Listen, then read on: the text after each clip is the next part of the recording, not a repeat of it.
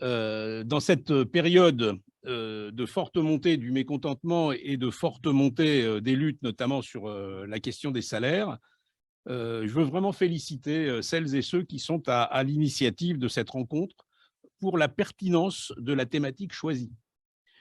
Il est en effet très important de lire les évolutions des réflexions et des pratiques du mouvement syndical en les replaçant dans le contexte réel de l'affrontement capital-travail à chacune des époques considérées. Nous le savons tous, car nous en avons l'expérience, le capitalisme est un mode de production et de domination possédant une forte capacité d'adaptation. Il fait preuve d'adaptation à ces phases de développement ou de crise, avec notamment une évolution du rôle de l'État et des modalités de son soutien à la rentabilité du capital, soutien qui, lui, ne se dément jamais.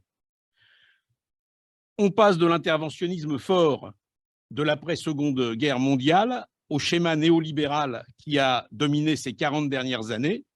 Et aujourd'hui, dans les cercles capitalistes, les réflexions vont bon train qui portent sur un nouveau paradigme prenant acte de l'échec du néolibéralisme et du besoin d'un certain retour de l'État.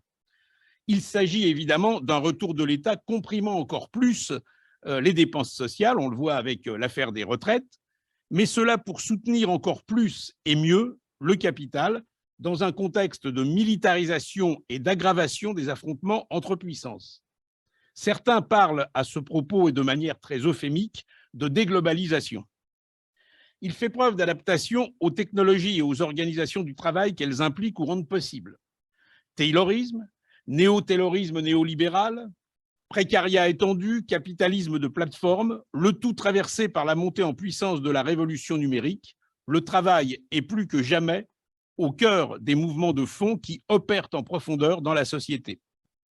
Il fait preuve d'adaptation aux évolutions sociétales marquantes et montre sa capacité à les réorienter à son profit.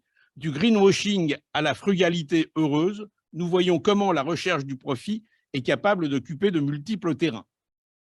Il est donc essentiel que le mouvement syndical soit toujours en capacité de s'adapter lui aussi à la réalité du combat qu'il doit mener.